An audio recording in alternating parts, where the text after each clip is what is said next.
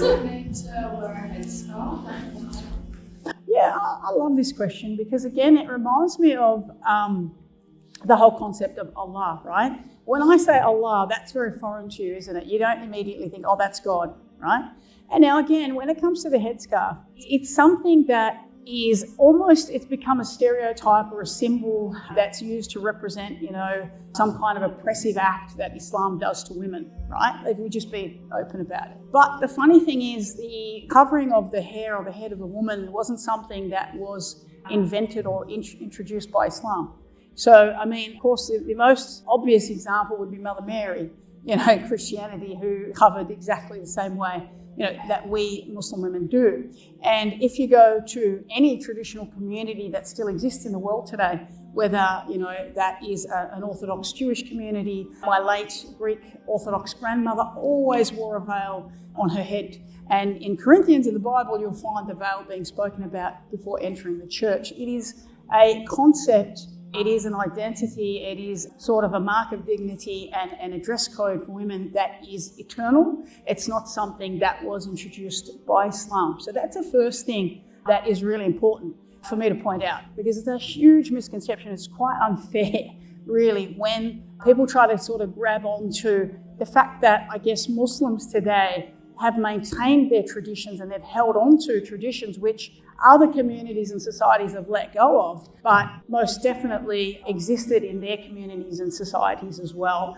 And because we tend to judge the world through the eyes of the age that we live in, and anything that doesn't match up with that is unacceptable, Muslims just stick with what God has decreed in the scripture. And so there are 2 verses in the Quran, and it's also important to talk about what does the Quran actually say to women? Is it an act of submission to the husband? What does it mean to wear the veil?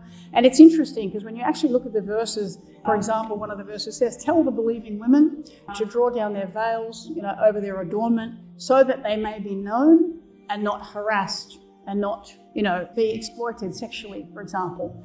And the interesting thing was, as an Australian, woman who grew up in Sydney and lived the first 20 years of my life, in a normal, I guess, Aussie sort of cultural family, not very religious. I certainly felt when I adopted a modest dress code and I put on the hijab, there was that initial, that initial worry of being judged by society when I put it on, because I know the perception of what people think it means. I have 4 degrees, for example, I have a doctorate, and I have people, approach me like I can't speak English because of the way I'm dressed, or approach me like I'm not educated because of the way I'm dressed, for example, right? So there's a huge misconception around that.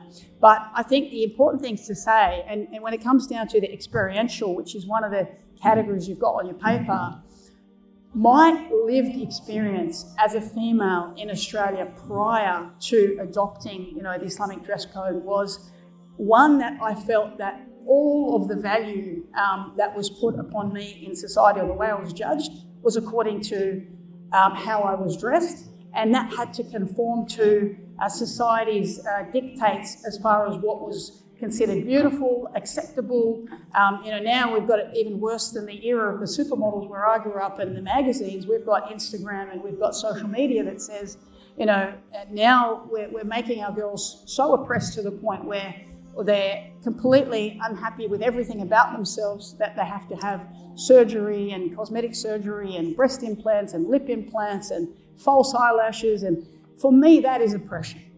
For me, telling somebody that they have to change everything about themselves in order to be accepted in society, and that their value comes down to their external appearance, for me, that is oppression. So when I adopted the Islamic dress code, I realized it was like this epiphany that said, all of a sudden, it's nobody's business, what my body looks like.